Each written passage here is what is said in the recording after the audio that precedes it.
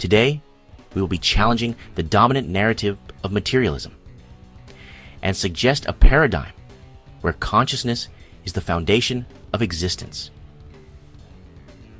The brain and body are tools or interfaces for experiencing the physical world. But consciousness itself is not confined to them.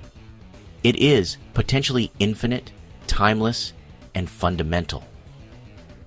This approach encourages a re-evaluation of human existence, blending scientific inquiry with philosophical depth and spiritual wisdom.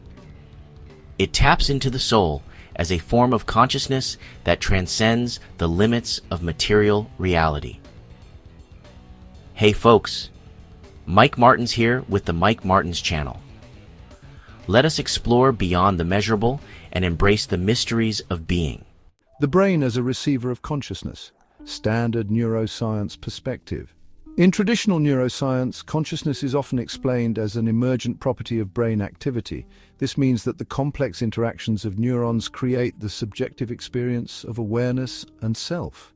This is what we're taught in school and what dominates materialistic scientific paradigms. Alternative perspective. The idea I'm describing is that the brain doesn't create consciousness but rather receives it, much like a radio tunes into radio waves. In this view, the brain acts as a filter or transducer, making consciousness accessible in the physical domain. This perspective aligns with non-materialistic paradigms such as dualism or panpsychism, which propose that consciousness exists independently of the brain. Consciousness creates the brain. This flips the conventional understanding.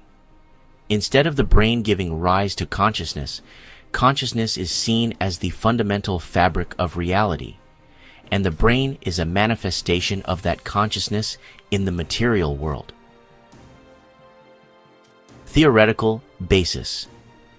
Quantum theories of consciousness, for example, Penrose and Hameroff's orchestrated objective reduction, suggests that consciousness arises from quantum processes in microtubules within brain cells, hinting at a universal consciousness. Some interpretations of quantum mechanics, such as the observer effect, imply that consciousness may shape reality, not the other way around.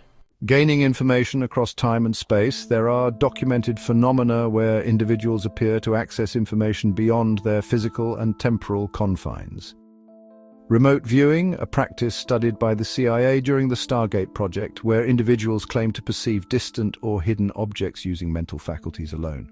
Precognition, some individuals report accurate knowledge of future events, which traditional physics struggles to explain. Near-death experiences, NDEs. People in clinical death have reported detailed knowledge of events occurring in other rooms or even different locations, or just simply think of an old friend and then poof, you bump into them on the street. Consciousness and the soul. The soul is often described as the eternal essence of an individual, and it is synonymous with consciousness. This idea aligns with many spiritual traditions and philosophies that view consciousness as the core of our existence, and the soul as its individualized expression. From a scientific perspective, this remains an unverified hypothesis, but has support in fields like transpersonal psychology, which studies spiritual and transcendent experiences. The limits of science. Science, as currently practiced, is rooted in materialism, focusing on phenomena that can be measured and observed. Consciousness, however, remains elusive. The hard problem of consciousness, coined by philosopher David Chalmers, this refers to the difficulty of explaining why and how subjective experiences, or qualia, arise from physical processes. Despite advancements in neuroscience, there's no consensus on how brain activity translates to the richness of human experience, let alone phenomena like near-death experiences or remote viewing.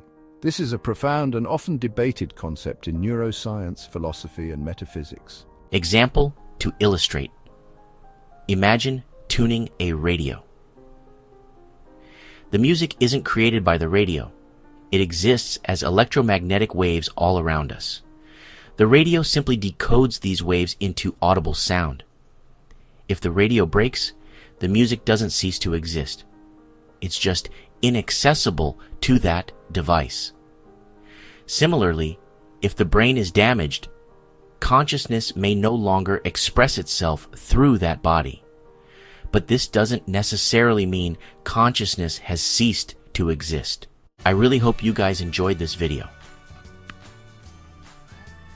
Please share and like, and I look forward to reading your comments. Mike Martins here. I have spoken.